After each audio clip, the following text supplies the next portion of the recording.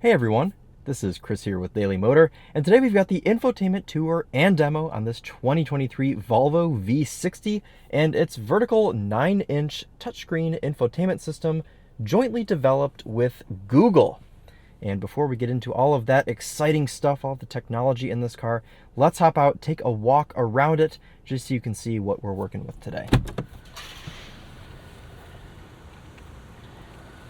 So here it is. It's actually the V60 Cross Country. I'm so happy that they still make this car, but I'm scared that that time will soon come to an end. But honestly, I've only been in this car for about a day. I've only spent the last 24 hours with it, and I've emerged from the experience wanting to own it. I really would like to have one of these, and honestly, if someone came up to me tomorrow and said, what sort of car should I buy for 50 grand, I would tell them to get a Volvo V60. That's how much I love this thing. Apologies for whatever's going on over there, but yes, Volvo V60. Let's go ahead, hop in, get away from all the noise over there, and take a look at this infotainment screen. I guess this will be a test for how well insulated this cabin is. Quite well insulated.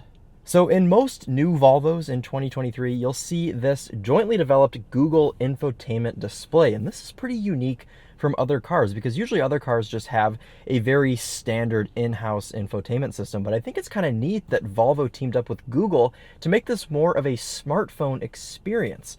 And the coolest thing is, as of recently, they've integrated Apple CarPlay. So we don't have Android Auto on this, obviously, because it's basically just a big Android phone stuck to your dashboard.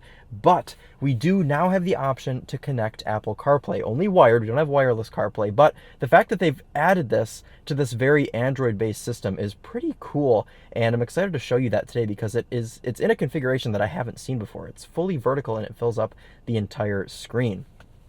Otherwise, though, this infotainment system works really well. It really just reminds me of a big smartphone, which is kind of, I assume, what they were going for. The home screen looks like this. There's 4 different tabs. You've got maps at the top, entertainment here, phone projection here, which your only option for phone projection, as I said, is Apple CarPlay. And then you also have your, OK Google, turn on my heated seat. Okay, turning on the seat heater for the driver. And you've got Google there right at the bottom to do pretty much anything in the cabin. Okay, Google, turn my heated seat off. All right, turning off the seat heater for the driver. Now, when I got in this car, I was a little bit scared because, of course, our climate control is in the infotainment screen. We don't have a physical climate control panel. And if you want to use the screen to do that, you just touch down here at the bottom and it takes you quickly to your climate control screen. And you can adjust your fan speed down here at the bottom, as you can see, your temperature here, which I think is cool. Instead of driver and passenger, it says owner and passenger. That's kind of neat. And then up here at the top, you can turn on or off your AC, recirc, whatever. You can choose where you want your vent to blow here on the screen, kind of similar to a Tesla, except you don't really get to aim it. But I've got this going to my feet right now because when it comes at the driver, the owner, as I should say, it's quite loud, so I don't want to put you guys through that today. But what I want to show you is that if you don't want to use your fingers, you know, you're on the road, you're driving, whatever, and you want to raise your temperature, you can just tell the car to do it. Okay, Google, set the temperature in the cabin to 72 degrees. Got it. Changing the temperature to 72 degrees. So it's little things like that that make this make more sense. You're going down the road and you can just quickly ask it to do things, and you even have a button here on the steering wheel to do this. I don't really know what to tell it to do anymore, but you know what I'm saying is you don't even have to take your hands off the steering wheel, and you have access to all of that stuff. But if you don't want to use that, let's go ahead and show you how you can do it manually. So if you want to mess with your heated functions and cooled functions, you have access to those right here with these buttons. For the passenger side, you have a heated and cooled seat, and for the driver's side, you have heated, cooled, and 3 settings for your heated steering wheel there. Additionally, at the bottom, we have our apps over here on the left, car status, Google Maps, entertainment here for your audio and radio, phone, Apple CarPlay, Google Assistant, which is what we have at the bottom. We have an air quality reader, an owner's manual that's in the infotainment, and also the Google Play Store. To the right of that, we have all of our different cameras. You can see our front camera here, our 360 camera, our rear-facing camera, our left side camera, and our right side camera. So that's pretty cool. We can also turn on rear auto brake and parking sensors from this menu. It's a pretty clear 360 camera. And if you're on the camera, you can click off of the camera and that'll take you back to the home screen. On the right-hand side here at the bottom, we have our settings screen, and that takes us to an entire different menu here of all of our settings for driving dynamics, sound, and many of other things. We don't have too many different settings in here for driving dynamics. We only have 2 drive modes, normal, which we're in now, and off-road mode. Kind of nice. You don't have to go through all of the stupid drive menus, especially when you're in a Volvo V60 Cross Country. You don't really need to have any other drive modes. But if you're in a bit of a sportier Volvo that isn't a V60, you will have all of your other drive modes up here. For instance, if you're in a Polestar tuned Volvo, you'll have an option to put it into Polestar engineered mode. As you can see here, all of our driver aids are toggled on. You can also adjust your steering feel down here and make it firm, but I really prefer the very light steering that comes just as standard on Volvos. It's very, very nice.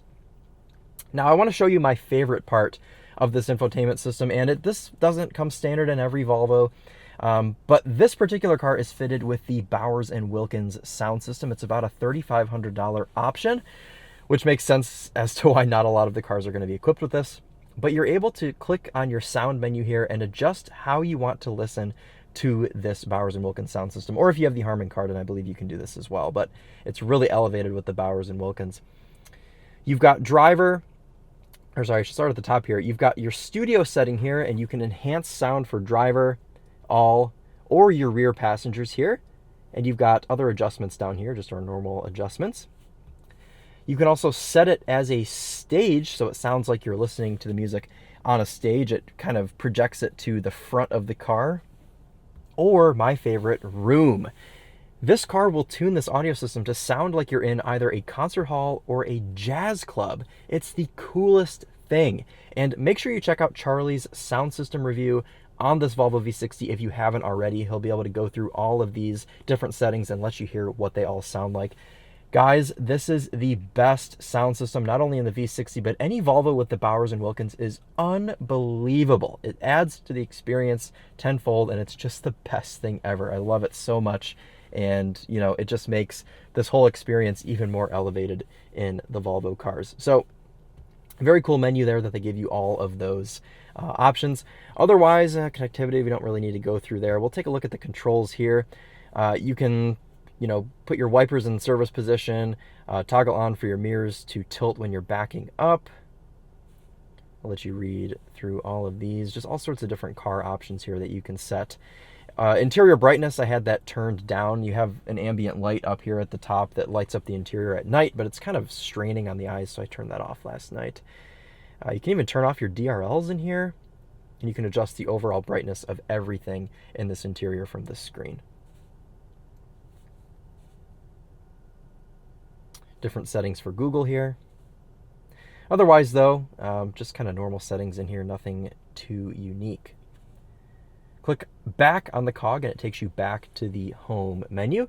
You can swipe down here, and normally if you owned this car, you would have your profile in here, but since this is a press car, we don't have a Google profile present here on the car.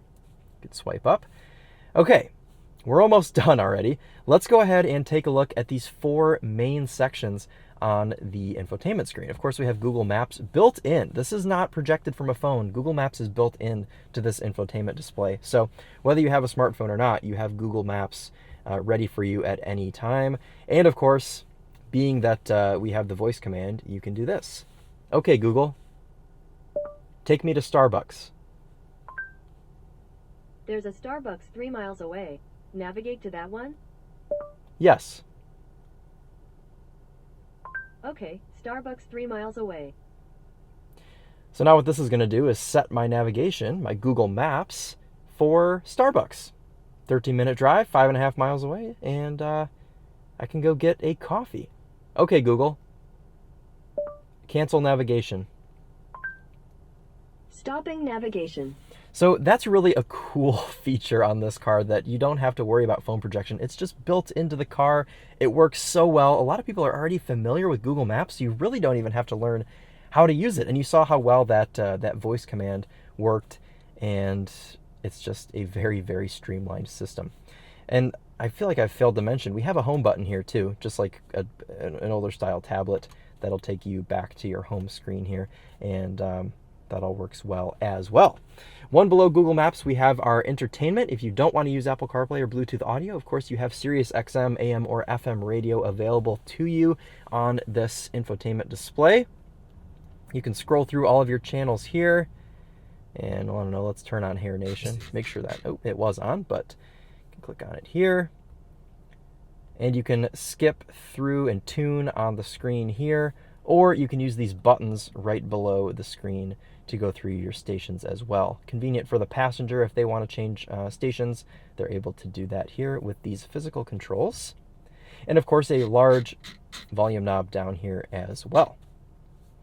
Cool, okay, let's go back to the home screen. You can just get there from the home button.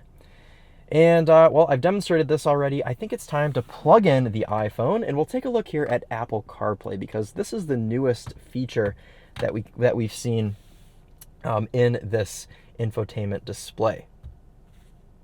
I've got my phone Bluetoothed right now, but we'll switch it over here to Apple CarPlay. So this is a pretty unique look for CarPlay. This is not one that we see a lot. It's vertical, 4 apps across, 3 apps down. Kind of a interesting look here, but I think it looks nice. It literally just looks like I have an iPhone on the dashboard. How cool is that? It's quite a nice thing. Our most commonly used apps pop up here at the bottom. You can see we've got Spotify here. And everything still works smoothly here in Apple CarPlay. I know that this is an Android-based system, but they've integrated CarPlay quite nicely here. I even made a special playlist for this car called Songs I Want to Listen to in a Volvo. So if you want to listen to any of these songs, they're all pretty good here in the Volvo, especially this one by my buddy Snooze God. It sounds so cool in here. So if you have a Volvo with a Bowers Wilkins, listen to this song. It bumps in here. Okay. Back here, well, I've already shown you Google Maps. You don't need to look at that in here, but we can take a look at Waze, which works so smoothly. I mean, everything just works so nice on this Apple CarPlay integrated into this system.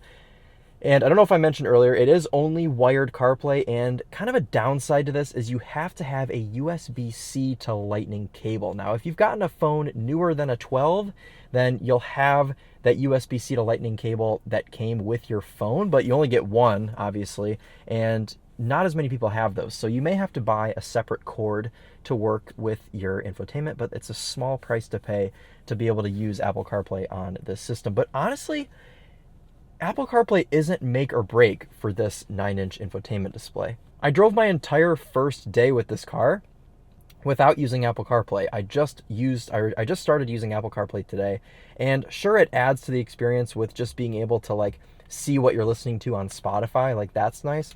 But otherwise, I've honestly been playing around with the sound system so much that I keep it on this, because, you know, some songs I want to listen to as concert hall, some songs I want to listen to as studio driver, some songs stage, and so on.